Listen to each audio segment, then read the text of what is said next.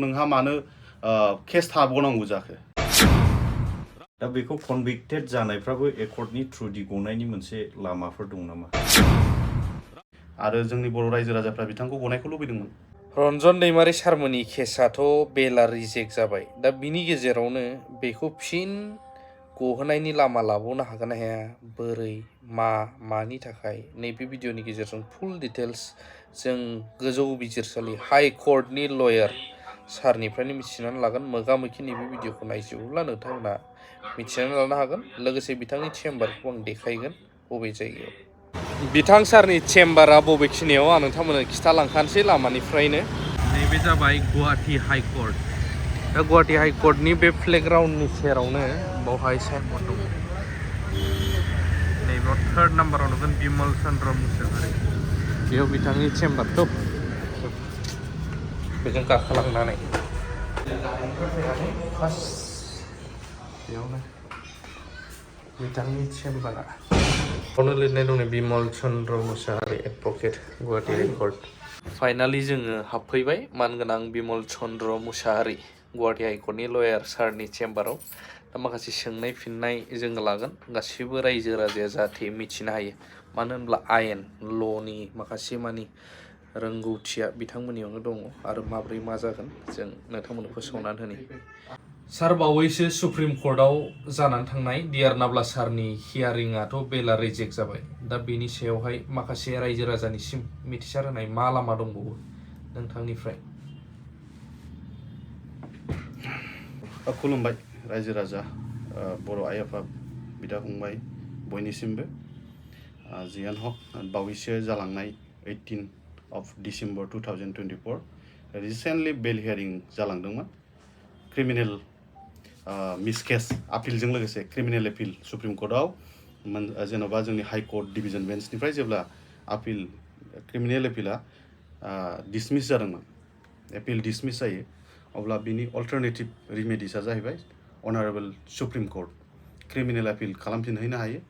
बेजों क्रिमिनेल मिसकेस बेल एप्लिकेसन लोगोसे आपिलजों लोगोसे जामिन मोननायनि मोनसे प्रभिजन दङ जोंनि क्रिमिनेल प्रसिडिउर कर्ट BNSS दानि गोदान आयेन मथे बेहाथ' पुराना आयेनावनो क्रिमिनेल प्रसिडिउर कर्ट बे मथे जोङो सुप्रिम कर्टआव आपिल खालामदोंमोन ओमफ्राय जोङो निउस मिडियायाव नुनो थांदों जे बिथांनि बेल प्रेयारा रिजेक्टेड बेबायदि खोनानो मोनदों आङो दासिमबो रेकर्डआव नायाखै जुदि रिजेक्ट जादों मानि थाखाय जादों बेखौ आं मिन्थिया ओमफ्राय आङो गुबै बाथ्राखौ बुंनो लुबैदों जोङो नंगौ गोबां दुखु मोनदों जोङो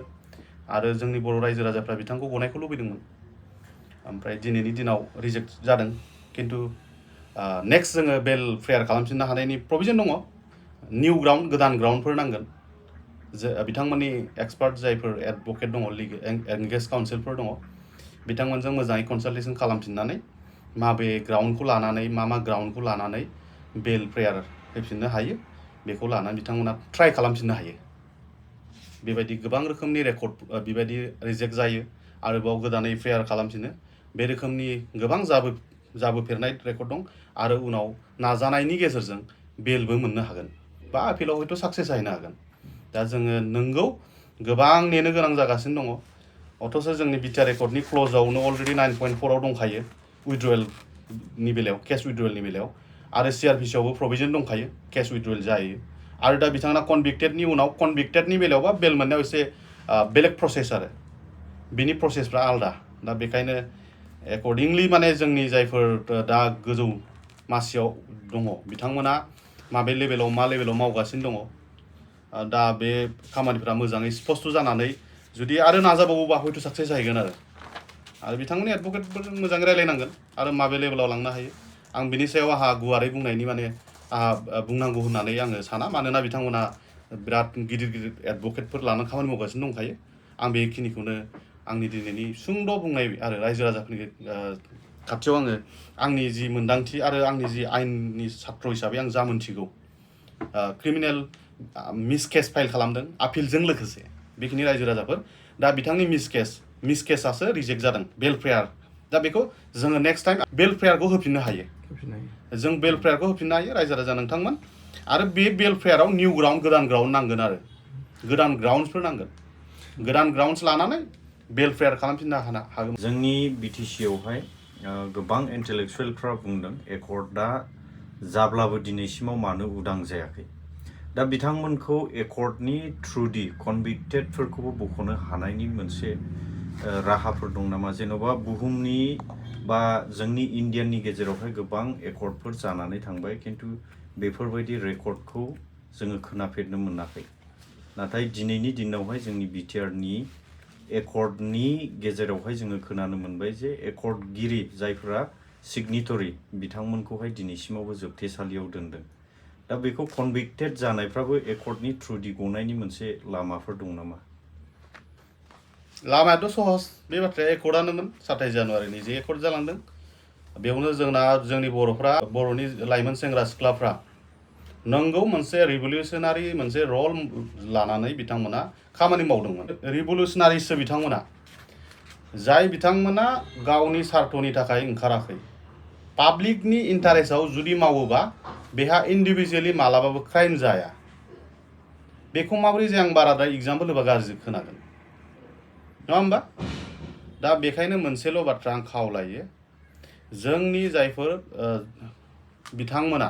एकर्ड खालामदों बिथांमोना साननानै नाय बे मोनसे एकर्डनि उनाव जोंनि जातियाव खुनु बर'फोरनि गेजेराव दिनैनि दिनाव खुनु बेबायदि जायखौ जोङो माखासे टेररिस्ट अर्गेनाइजेसन बायदिसिना खोथा लानानै जोङो नाम लानानै जेनेबा अर्गेनाइजेसन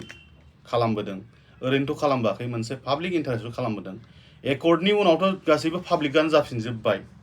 पाब्लिक जायोबा नोंनि पार्सनेलि नोंहा मानो केस थाबावनांगौ जाखो ना होमबा कनभिक्टेडबाबो बेहाय प्रभिजन दङ जोङो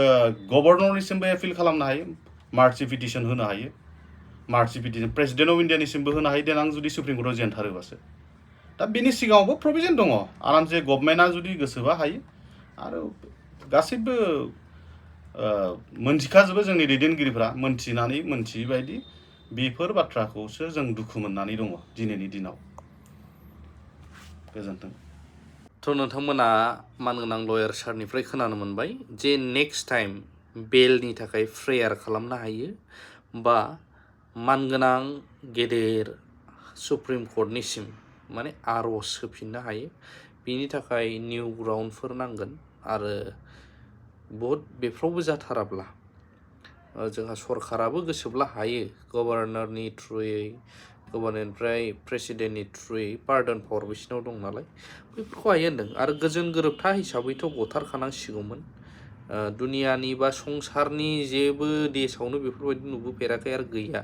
जे गोजोन गोरोबथानि उनावबो जेलाव थाबाय थाबावनांनाय बेफोर खोथाखौ बिथाङा थन्न' थन्न' फोरमायबाय बेखायनो जायफ्रा मोजां मोनदों जायफ्रा बुजियाखै बैसोरबो मिथिनाय बायदि भिडिअखौ हाजासे शेयार खालामनो हागोन गोसो गुदुंफ्रा स्टेटासफ्राव होनानै लानो हागोन वाट्सएपफ्राव फेसबुकफ्राव शेयार खालामनो हागोन लिंकखौ बेखिनियानो थेंक इउ भेरि माच फर वाचिं लाभ इउ अल